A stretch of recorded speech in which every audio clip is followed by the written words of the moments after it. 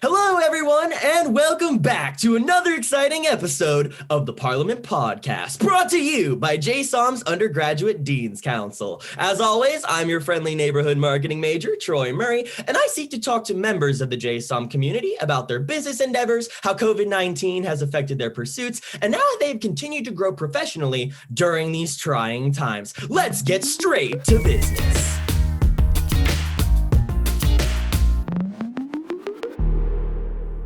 Joining me on today's episode, I have three very special guests who have all the reason to celebrate during these trying times. That's right, folks. We have three winners of the 7th annual OWLIES Awards today. These individuals, despite all their impeding circumstances of the last 2 semesters, have made the most of their situations and made a significant impact on JSOM this semester through their hard work, determination, and dedication to our beloved school. Let's meet them, shall we? First up, we have the winner of the JSOM Outstanding Student Organization Leader, Ali. He is a senior supply chain management major as well as an innovation and entrepreneurship minor who currently serves JSOM as the president of the UTD student chapter of APICS, also known as the Association for Student Chain Management. He is a project manager at Capital S Consulting, a Texas Business Hall of Fame finalist, and an avid golfer. Give it up for Richard Jones. Hi, thank you for having me. I appreciate it. I'm very humbled and honored for the award and look forward to sharing my experience and my story. It's a fabulous time to have you here, Richard. Thank you very much for coming. Next up, we have the winner of the JSOM Undergraduate Faculty of the Year, Ali. She's an associate professor at JSOM with an area of expertise in accounting and serves as the course coordinator for Accounting 2301. Whenever she isn't working on the Faculty Senate or on the Teaching and Learning Committee on teaching effectiveness, you can find her hanging out with her 4 kids. Give it up for esteemed professor Rebecca Files. Thank you so much, Troy. It's really a pleasure to be here, and I'm so excited to share the stage with Richard and Jacqueline, and excited to answer questions. Absolutely. It's great to see you again, Professor Files. Thank you very much for coming. And finally, we have the winner of the Undergraduate JSOM Student of the Year, Ali. She's a senior ITS major who currently serves as the president of Alpha, also known as the Association of Latino Professionals for America at UT Dallas. She's an academic bridge program scholar, previous treasurer for the Society of Hispanic Professional Engineers, and devoted painter. Give it up for Jacqueline Rojas. Thank you so much, Troy. Likewise, thank you for inviting me to the podcast and excited to answer questions today. Absolutely. Thank you all so much for coming on today's episode to talk about your journeys and reminisce about your successful school year. I can already tell this is going to be fantastic, but without further delay, let's get straight to business. So, first and foremost, I would love to hear about how you all came to JSOM and started your legacies here at this amazing school. So, Richard, we'll begin with you. How did you hear about the Jindal School of Management and what inevitably brought you here? Very interesting question. I served in the military for almost 12 years. And when I separated, I really wanted to pursue my, formal education and kind of enhance some of the skill sets and background that I had picked up. And I actually was originally going to, I got accepted and was going to go to SMU.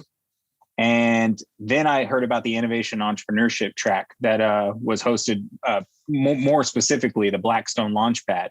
So I came to check out UTD, and one thing that I noticed right off the bat is it seemed like everybody was on the cutting edge of technology. There was a ton of energy when I came in. It didn't seem mundane. And I just got my gut feeling kind of told me that it was just a better environment that was going to push me and, create, a better person and an experience for me. So that's what got me to UTD. Fascinating. No, that's actually a really great story to hear. Congratulations with all your work at Blackstone. That's actually really fantastic. Professor Files, actually, let's turn it over to you now. Did your teaching journey originally start at UT Dallas or did it begin elsewhere? Yeah, good question, Troy. It actually did. So I am a Texas A&M grad, and I did all of my degrees there. So my undergrad, my bachelor's, and my PhD.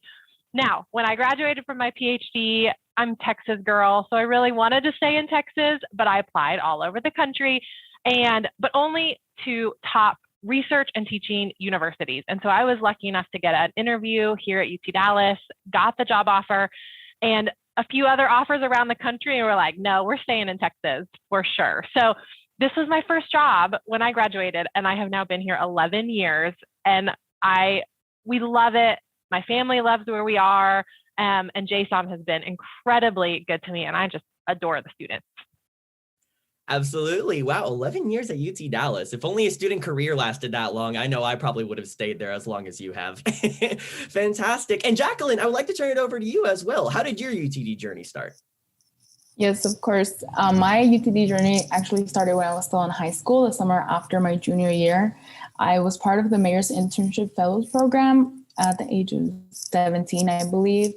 And UTD, specifically within the Academic Bridge program, was where I first interviewed for a summer internship position. And that summer, I learned about the different programs that were here, and I got to tour the campus and come here every day for work. And after meeting some of the students that were still studying here during the summer, I felt like I belonged here, like it was where the atmosphere called me.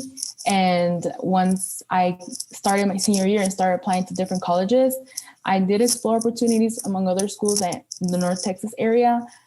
But I feel like after being so involved throughout the summer here, there's no way I could have gone anywhere else. And I don't regret my decision at all. If anything, I'm really happy I decided to come here.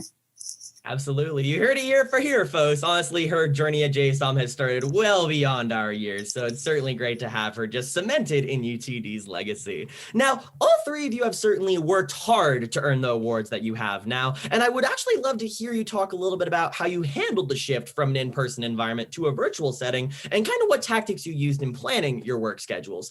Professor Files, I would like to start with you with this question, as I actually took your honors accounting course last fall, and you handled it extremely well. What was your go about in terms of planning your course? Well, thanks, Troy. I know it is an honor to have taught two of the three people on this podcast today, and you guys are amazing. It is a challenge to shift to teaching, especially when you're used to kind of standing up and having interactions with students. And Troy, I know you were one of my few who would turn on your video and I could actually talk to you. But, I think the most important thing to me was to still get through the energy to a camera. And so that's why I chose to do the hybrid model, where I could still stand in front of the classroom. I could still have students who wanted to come be there, and the people who were remote could still see me moving around, right? I could still have that same, I talk with my hands a lot, right? So I wanted that to still come through in teaching. So that helped me. I love being able to have the students kind of unmute their mic, ask questions, even when we're in a classroom. But I really had to change a lot of my assignment. I'm one of those old school paper and pen people, I forced my students to turn in an actual homework on a sheet of paper. Well, that all changed in the fall, right? So it was just recreating everything that was done outside of the classroom hour and 15 minutes. But it was a really fun challenge, and there's several things that I learned that I'm going to transfer over to, when it goes back to normal next fall. Definitely. There's no place like home and no place better than JSOM for sure. So the fact you're able to transfer that is absolutely fabulous. Now, Jacqueline, how did you go about handling your academics so successfully at UTD? Academically, I would say it was a challenge because, like Professor Files, I was used to being in class and learning and asking questions whenever I had a doubt. And I was actually the other student in Files' class, and I really enjoyed it. And it's true, it's more difficult to come across excited or interact more with audiences. And I would say online with professors, it's still, you can still interact through the camera, but it's not the same experience, and you don't get to build the same relationships with professors. So I feel like if anything, that has been the most challenging, making the time to either visit them when they do come on campus, or setting up time to talk to them on the office hours. And I would say in terms of the leadership positions, it's all the same difficulties when you're presenting to a group of students and not being able to interact or have those small conversations before or after the speaker presents. Fabulous. And I'm glad that you're able to kind of translate your academic endeavors over to your leadership positions and make it effective across all boards. That's actually really great to hear. And Richard, how did you handle everything with Apex going into the school year? Yeah, so it was really interesting. I think it was, just kind of like Professor Files was, alluding to, I honestly took it like it was a challenge. It was a good challenge. It was something that was able to take advantage of. I think everybody who came into this situation had their own particular sets of challenges or roadblocks, or, basically had the rug pulled out from under them. But I really think the important part was how you went into that challenge with, what mindset you had. So I really just went into it like, we're going to own this. If we're going to do it, we're going to do it our best. And, coming out of the startup ecosystem and the different, experiences I've had in the past, and, with my military experience, I love drinking water from a fire hose. So it was really nothing new for me. So I just kept that spirit going. My biggest thing was just, even when it got heavy and it got, hard and there were so many unknowns and so many variables, I made sure that I really put in that extra effort to just create a clear vision for my team. Make sure that, that if I was presenting myself comfortably and not worrisome or anxious or anything like that, because I didn't want that to trickle down. And, I was blessed to have a great team around me, lots of support. Everybody trusted me. And at the end, I think we just did a great job, all as a team. And it was an amazing experience. That's so fabulous. I'm glad to hear that you had such success, especially coming from a fire hydrant. That's actually really great to hear. Now that we've actually kind of learned a little bit about your adjustments, everyone, I would like to talk about how your prosperity has ultimately thrived as a result of these changes. Now, all three of you have certainly made an impact on JSOM's community and managed to hold down the fort when the going got tough. Now, what did it feel like finding out that you had been nominated for an OWLIE this year? And were you nervous at all going into awards night? Jacqueline, I'd like to start with you on this. Thank you. I was surprised to find that I was nominated. I found out later it was actually one of the team members on my team for Alpha who submitted the nomination. And I believe it's because I was transparent with the work I was doing with the team. Like Richard said, sometimes it got difficult, but again, we had to show confidence and comfort when we were presenting, because being the leaders, our image trickles down and influences the rest of the team members. And so I would say transitioning, it called for different recruiting mechanisms than we had tried before. And it took a lot more time because we had to schedule one-on-one calls to recruiting members and introduce them. So I believe in general, like it took a lot more work from the team than it usually would have had. It might have shown more as the leader because we were like, I would say, trying to create a bigger team in uncharted territory, if you will. And going into award night, I was thankful for the nomination, not worried, because I was honored that someone had thought of me to nominate me for the OWLIES. And I was ready for any outcome. And I was just really happy to see that I was chosen in the end. That's so wonderful. I'm glad that you actually got nominated and ultimately won the whole thing. That's actually really great to hear. Richard, how about yourself? How did you feel going into awards night? It was kind of, it was, I wouldn't say I was nervous or anything like that, but my organization got nominated as a finalist for student org for the undergraduate. And so that was really cool for me. Honestly, and I don't want this to come across ungrateful, because I'm extremely honored and humbled to have gotten the individual award. I would have traded it in a heartbeat for my team to, get the student org award for sure. But at the end of the day, I think that student org leader award, I mean, that's a representation of the team that I built around me, their hard work, so that's an award that I think we all, should celebrate, together. It was a really cool experience because, I typically I'm super modest. The awards and all those types of things, it's just like, that's not what I do it for. My intentions come from a place of, I just follow my principles, my work ethics, and, I put one foot in front of the other. And ultimately my goal is just to leave, my mark or a legacy or, some kind of impact. So, and I think we achieved that. So I'm happy with that. Definitely. And as their fearless leader, I'm sure that your team is very proud of all the work that you've done recently. Very great job, Richard, indeed. And Professor Files, how about yourself? Yeah, well, obviously, who wouldn't be excited to be nominated? It was really kind, especially when it comes from students. And I had, even within the accounting area, we actually had one of our graduate accounting professors, Joseph Mariella, was also a winner at the graduate level. And so there was just a stream of emails from the faculty in the accounting that was like, congratulations, you guys, even before we won, like when we were just nominated. And I was like, I felt so much just camaraderie. And I think it really kind of allowed all of us to reconnect, many of whom, have been not on campus for a while. So it was kind of this sweet thing that allowed me to have conversations with a lot of really fun colleagues that I haven't seen in a while. And nervous, no, I wasn't nervous because I knew it didn't matter at the end of the day whether I won or not. I knew the other people who were nominated, and I was fully prepared to congratulate them and be as excited for them if they won. But at the end of the day, this is kind of like one of those once in a lifetime things. So it's really cool. Absolutely. And I actually remember writing your nomination, Professor Files. I was the one that actually submitted it going into it. And I felt so happy knowing that your name was called at the awards ceremony for the overall award. Your class was not only one of the most enriching courses I took last fall, but you truly motivated the students both online and in person to do their best through engaging activities that truly brought the classroom together. Even the students that weren't accounting majors, and I think Jacqueline could probably attest to this, were saying just how much that they enjoyed your course. So I was delighted to see that you got the recognition that you officially deserved. But speaking of your awards, I wanted to ask you three what you're going to do now that you've actually won them. Do you have any big plans coming up, either with JSOM or going forth with your business careers that will top the work you did this year? Richard, I'd like to start with you. Yes, so I'm actually going to be graduating this semester. So I'll be, 2 weeks, 3 weeks? I'm super excited. It is kind of a nice end to this ride. I think what I really like to do is I want to stay involved, of course, with APICS and the student organization. And I want to reach back as an alumni and be able to bring value back. As soon as I graduate, I'm going to be taking a few weeks in Jamaica to recharge my batteries. And then once I get back, I'll be starting in a 2-year LDP program with Raytheon Technologies.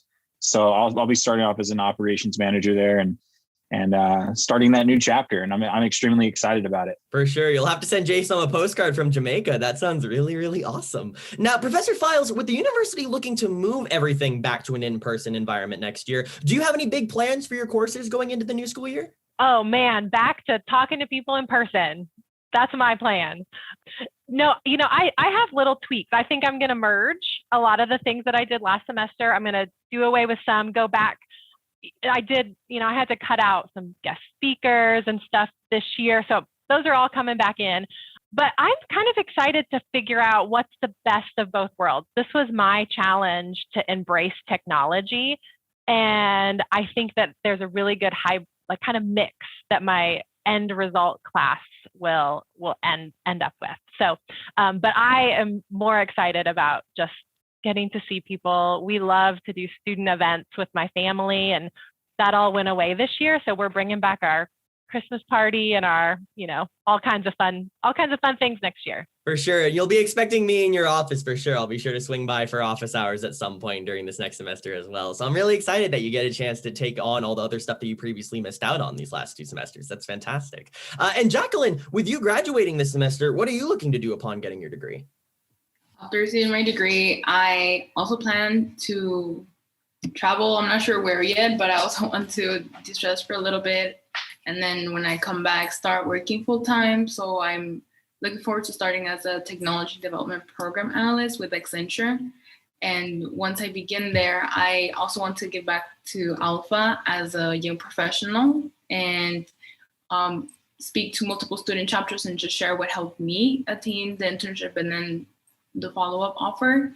I see a lot of students that graduate and then usually come back, and those are usually the ones that we can relate to the most. So I look forward to being that person for younger students. I love that. Teaching the youth of tomorrow. That's a great way to leave your legacy for sure. Now, I actually have a couple questions here for you three that were submitted to us by JSOM students on our Instagram page. For those of you listening at home, if you would like to ask a question to a future guest we have on the podcast, be sure to go to our Instagram page at JSOM Deans Council, no spaces, and turn on your notification for our stories. Your question just may end up in a future episode of the Parlement podcast. Now, our first question here comes from Mai, who asks, how has JSOM shaped who you are as a person? Do you believe you would be the same person you are today had you not pursued your major/area of focus? Professor Files, would you like to begin? Sure. So I'm sure the question applies a little differently to me than to maybe our students. But yes, JSOM absolutely has impacted who I am. It has impacted my family dramatically, the places that we are, the friends that we have, right? Do I think I would be a different person? No, I think I am who I am. And I think whatever school I was at, I would hopefully take that core. However, I think friendships define you. And I think I have that here in JSOM. I think that student interactions are why I picked this as my career. I have a passion, and my husband does too, for college students. And plus I get to hang out on a college campus and feel like a college student, even though I'm not anymore. I sometimes wish I was, but those things really define you. And I can see how just a couple of weeks ago, I had dinner at our house with my first ever class ever at UT Dallas. One of my students came, him and his wife came, and it's just like, wow, this is somebody that was in my class 11 years ago. Now look at them. We've built a friendship, and those things do define you. So, and that's all credit to JSOM. Absolutely. I'm glad that it could kind of guide you on the path that you belong to today. Absolutely. Jacqueline, how about yourself with ITS? Well, in my experience, I feel like Professor Files mentioned, it's the friendships that you build here that define you. And I can attest that most of the people that I've met through organizations, especially with Alpha, because it's housed within JSOM, have been pivotal, especially going through like the whole ordeal last year and finding that support. And I would say just talking to each other through those difficult times really helped me kind of overcome everything and kind of make sense of what was going on at the time. And when we were in person, I would just love meeting new people or talking to students who I would participate in case competitions with, because they had like a very ambitious mindset. And so those were the people that I like surrounding myself with, because they understood like there were bigger goals out there to reach and the steps to get there. And so that whole atmosphere, I really enjoyed about JSOM. And the fact that everyone was willing to talk to each other. I would say, if anything, that's what makes JSOM special. The fact that everyone is welcoming to starting a new conversation with you. So if anything, that's the thing I miss the most. And I'm excited for people to come back on campus so they can experience it for themselves. Absolutely. If there's anything that I agree with, is that the student body makes the school. And I wholeheartedly agree with you. And that ultimately defines JSOM. And Richard, how about yourself? I think, I don't think it necessarily changed me. I think I came into the organization, the university a little bit later in life. So I'm a little bit older than a traditional college student coming in. But what I really did, what I really would give credit to University of Texas at Dallas for is it has like this iron sharpens iron type of culture. Everybody is pursuing excellence. Everybody is, pursuing that next level of what they can be or what their capabilities are. And it's just like that. It's found a way to make that environment, like it kind of makes it fun. It makes that challenging. It makes it fun. And just what the other panelists were saying is, I can't wait to get back in person so people can really experience that. It does change the dynamics a little being virtual, but having great staff and all the faculty that I've had the opportunity really to get to know and to get experiences from, and like Professor Files, just really going out of their way and just making it a great experience for us and ultimately, impacting, what happens to us in the future. So definitely. No, it's so great to hear. And thank you very much once again for your question, Mai. And we do have another question here from Jacob, who asked, if you could have nominated one student, faculty, or professor for an ALLIE, who would it have been and why? Jacqueline, do you have anyone in mind? I do. I would say definitely our Vice President, Abigail Flores. She's a Terry Scholar, and I would say the hardest working student that I've met. She's one of my really close friends. And it's just astonishing like how much work she put into the organization while maintaining the internships. And I would say if anyone, it'd be her. And I'm just happy to be her friend, because I feel like again, Professor Files mentioned friendships define you. And if anything, I feel like she has had a lot of influence in my life and how I approach my responsibilities and my work. Absolutely. She sounds like a very fantastic individual for sure. Richard, do you have any professors, faculty, or students in mind for who you would have nominated? I feel like this is the most awkward and like hardest question to answer. I could think of so many people. There's no way I could pin it down to one specific person. I could pick multiple people within my student organization, multiple people I've dealt with in different competitions, and faculty. I don't even know where to begin. I've had such a great experience with all of my faculty members, my advisors. I really went my way to, build dialogue and rapport with all of them. So I'll just put mine up for Troy Murray for this podcast. That's so sweet, man. If there was a podcast award, I would hope to think that I would be in the candidacy for that. For sure. And Professor Files, you're actually the one that works the most with students and faculty on a day-to-day basis. So surely you might have someone in mind, having come across so many great faces, right? I can't believe you guys put us on the spot like this.